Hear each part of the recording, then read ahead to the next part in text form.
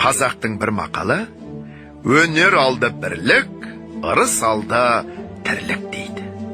Бірлік қандай елде болады? Қайтсе тату болады, оны білмейді. Қазақ ойлайды: бірлік ат ортақ, ас ортақ, киім ортақ, дәулет ортақ болса екен дейді. Олай болғанда байлықтан не пайда? Кедейліктен не залал? Ағайын құрымай мал іздеп не керек? Осы ма бірлік? Жоқ. Бірлік ақылға бірлік, малға бірлік емес.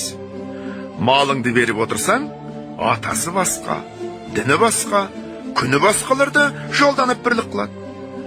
Бірлік малға сатылса, антұрғандықтың басы осы. Ағайын алмай бірлік қылса керек. Сонда әркім несібесін Құдайдан тілейді. Әйтпесе Құдайдан тілемей, шаруа іздемейді. Әуелі біріне бірі пәле іздейді.